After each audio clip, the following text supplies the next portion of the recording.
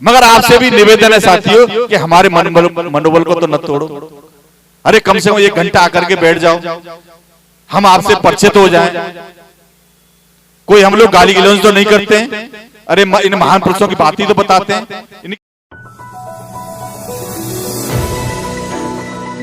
आज हम लोग जो भी हमारे पास है वो हमारे बाप दादाओं की देन नहीं है,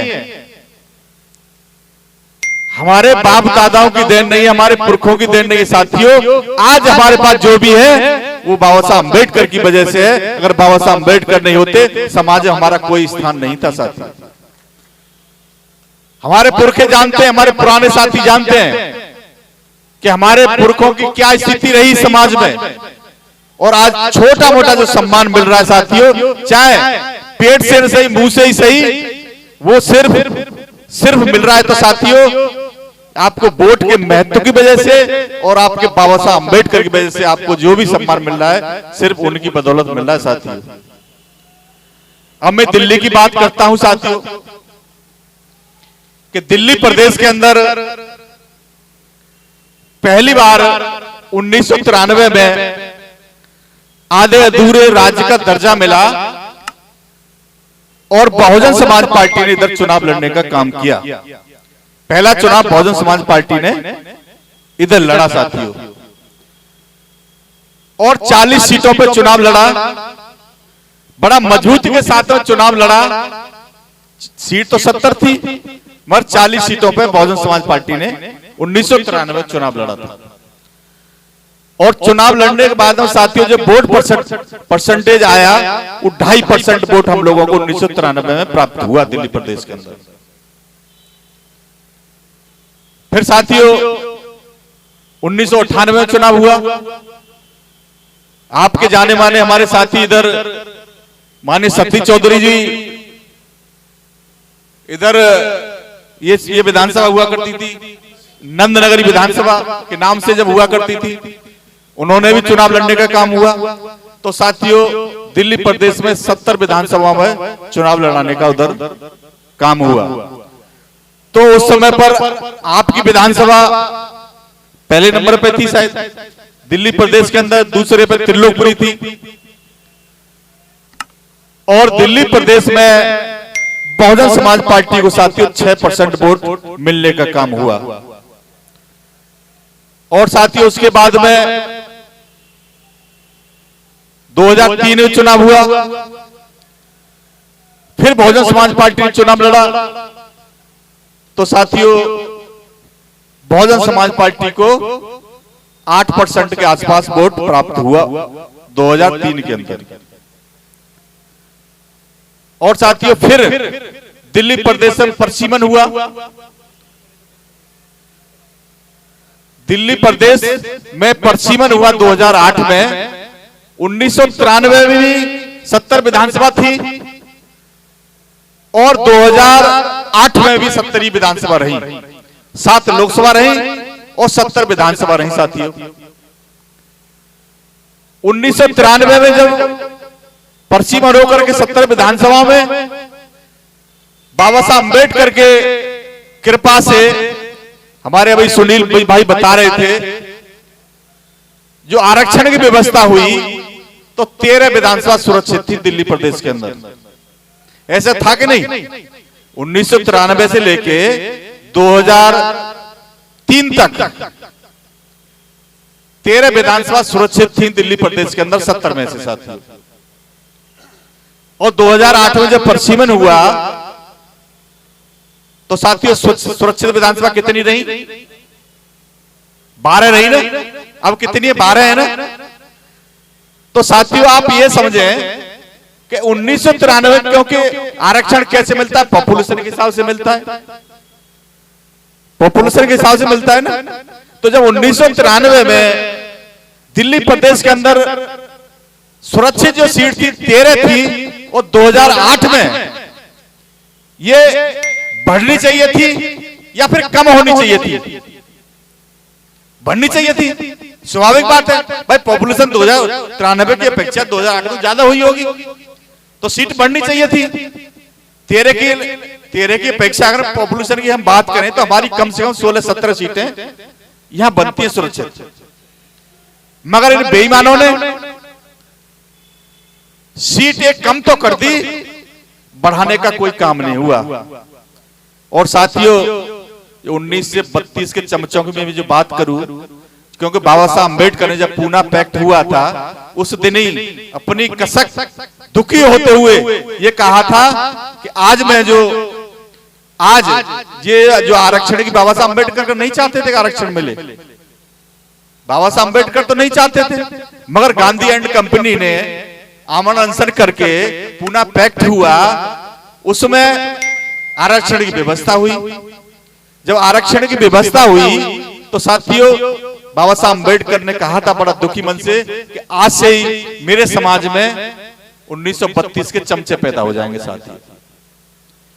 और उन्होंने उन चमचों ने क्या किया दिल्ली प्रदेश में, जब 2008 में 13 लोग 2003 में 13 लोग चुन रहे थे, चुन के आए थे हमारे सुरक्षित सीट से, चाहे आपके नंदनगरी से हो, चाहे आपके सीमापुरी से हो, उस समय पे पटपड़ विधानसभा हुआ करती थी, कौंडल नहीं थी, वो हो या तिल्लोपुरी, यानी 13 सीट थी।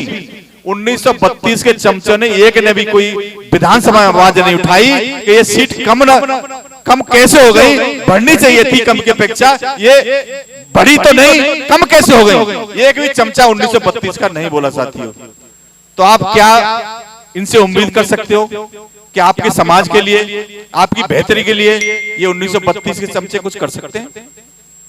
कभी नहीं कर सकते साथियों।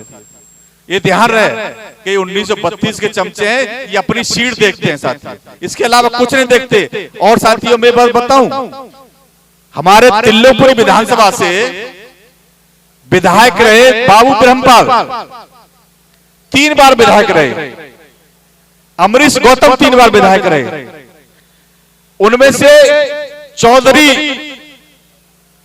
क्या नाम उनका, चौधरी प्रेम सिंह, वो तो तोप थे दिल्ली की, उनको इस्तेमाल करने के लिए जैसे चुनाव आता था उन्हें दिल्ली प्रदेश का अध्यक्ष बना दिया जाता था और हमारे लोग उनको वोट मिल जाते, कांग्रेस सरकार बना लेती, ऐसी तो होता रहा था। तो साथियों एक भी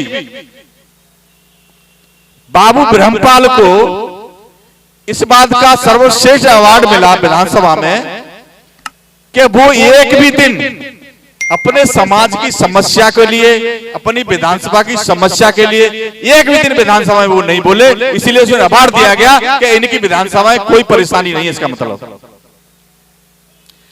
सारी मूलभूत सुविधा जनता के लिए विधानसभा में कंप्लीट है, इस बात का अवार्ड दिया गया उनको। और 13 चमचे न बोल करके साथियों, अब मैं ताजा उदाहरण बताऊं आपको, चलो 12 सीट भी हो गई, अभी ताजा आपके बराबर के सीमापुरी विधानसभा के लीजिए, बाबा साहब अम्बेडकर की 22 प्रतिज्ञा को पढ़ने के बाद में 1932 के चमचे का क्या हाल हुआ, क्या हाल कर दिया, फिर भी अभी सुधरने वाला नहीं है वो बंदा। मैं देख रहा था अभी तो केजरीवाल के साथ ही होर्डिंग लग रहे हैं, उसके उधर चौपड़ा की तरफ से निकल के आ रहा था मैं, उसकी ये कुगत कर दी।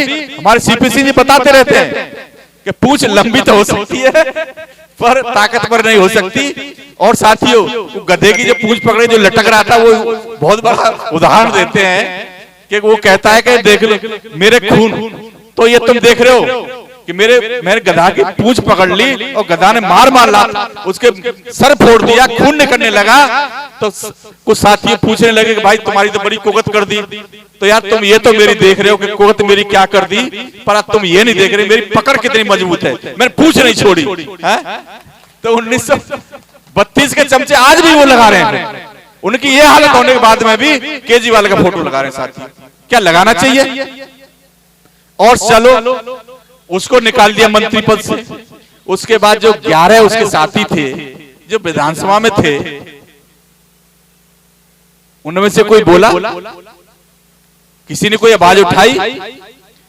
वो 11 के 11 जैसे ही इसको हटाया, 11 के 11 1932 के चमचे केजरीवाल के चरणों में दिखाई दे रहे थे कि मेरा मंत्री पद के लिए नंबर आ जाए। ये हटाए तो मंत्री तो कोई शेड्यूल कास्ट का बनेगा तो तमाम चरणों में पड़े थे वो। रोज हाजिरी लगा रहे थे और ये दिखा रहे थे मेरे से अच्छा आम आदमी पार्टी का कोई वर्कर नहीं है, मेरे से अच्छा कोई आम आदमी का विधायक नहीं है। तो साथियों, ये क्या आपका भला कर सकते हैं? और इधर आदरणीय बहन जी की हम सरकार देखें, शेड्यूल कास्ट के साथ साथ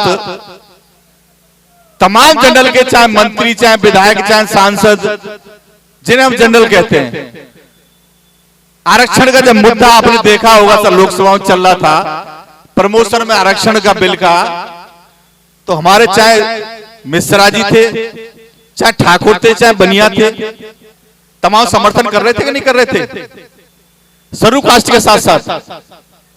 और ये हमारे अपने एक आवाज नहीं उठा रहे। तो साथियों, मेरा कहने का तात्पर्य है कि ये आपका भला कभी नहीं कर सकते, आपकी समाज का भला नहीं कर सकते, अपना घर तो भर सकते हैं। और ये कह भी दिया जाता है, वो तो कह देता केजरीवाल कि ये जो वोट मिला है ये तुम्हारी कोई औकात नहीं है, ये मेरी बदौलत मिला है, इसीलिए आपका घर, अपने घर की समस्या का समाधान कर लो, समाज की बात करोगे तो 1 मिनट में आपको हटा दिया जाओगे। और उदाहरण आपके सामने रहा साथियों। तो मैं तो यही निवेदन करता हूं साथियों कि हम लोग बाबा साहब अम्बेडकर के 132वें जन्मदिन मना रहे हैं। हम कर क्या रहे हैं? अरे बाबा साहब अम्बेडकर ने तो राजनीति वो मास्टर चाबी है जिससे हर प्रकार का ताला खोला जा सकता है, यही बात कही थी ना। फिर हम राजनीति में भागीदारी क्यों नहीं ले रहे? अपनी सरकार क्यों नहीं बना पा रहे हैं? ये सोचना पड़ेगा साथियों। भगत साहब ने कहा था आस्तीन के सांप बाबा साहब अम्बेडकर के साथ भी थे, जो काजोलकर था, और सबके साथ रहे। ये बाबा साहब अम्बेडकर की कसक भी थी, और बाबा साहब अम्बेडकर ने कहा भी था, कांशीराम साहब ने कहा था, मान्य बहन जी कहती रहती जब जब हमें को मिलती हैं कि आप लोग उन लोगों के लिए काम कर रहे हो, उनकी बेहतरी के लिए आप लोग काम करते हो जो आपकी टांग खींचने का काम करते हैं, इसीलिए आपको घबराने की जरूरत नहीं है। जिनकी समस्या को आप समाधान करना चाहते हो वही लोग आपका विरोध करते हैं। तो हम लोग तो परपक्व हैं। आदरणीय बहन जी हमें समय समय बताती रहती हैं, मानसिक तरीके से बिल्कुल परपक्व हैं और हम लोग लगे रहेंगे, हमेशा लगे रहेंगे। और जब तक लगे रहेंगे, जीते जी लगे रहेंगे, जब तक आदरणीय बहन कुमारी मायावती देश का प्रधानमंत्री नहीं बना लेंगे, जब लोग हम लोग लगे रहेंगे साथियों। आपसे भी निवेदन है कि कम से कम आप हमारा उत्साह तो बढ़ाते रहें। अरे भाई, आप यहां ज्यादा संख्या में दिखाई देते तो हमें भी अच्छा बोलने के लिए मन करता, हमारा भी उत्साह बढ़ता। हम रोज मीटिंग एक मीटिंग लेते हैं, फिर हम 2-2 कर देते हैं। हालांकि हम 2-2 लगाने वाले एक दिन में, हम लोग 2-2 मीटिंग एक दिन में लेने वाले हैं, हम छोड़ने वाले नहीं हैं। मगर आपसे भी निवेदन है साथियों कि हमारे मनोबल को तो न तोड़ो। अरे कम से कम 1 घंटा आकर के बैठ जाओ, हम आपसे परिचित हो जाएं। कोई हम लोग गाली गलौज तो नहीं करते हैं। अरे इन महान पुरुषों की बात ही तो बताते हैं, इनकी विचारधारा ही तो बताते हैं। इनकी विचारधारा को लेकर के आज बहुजन समाज पार्टी जो बनी है, इनकी विचारधारा को तो लेकर के बनी है, कोई अलग से तो नहीं है। और जब इनकी विचारधारा को लेकर के बनी है और हम लोग सब लोग उन्हीं विचारधारा से विचारधारा के हैं साथियों, तो हमें अपनी विचारधारा नहीं छोड़नी चाहिए। मैं अपनी बात को खत्म करूं उससे पहले एक शायरी मैं भी कह देता हूं। हाथी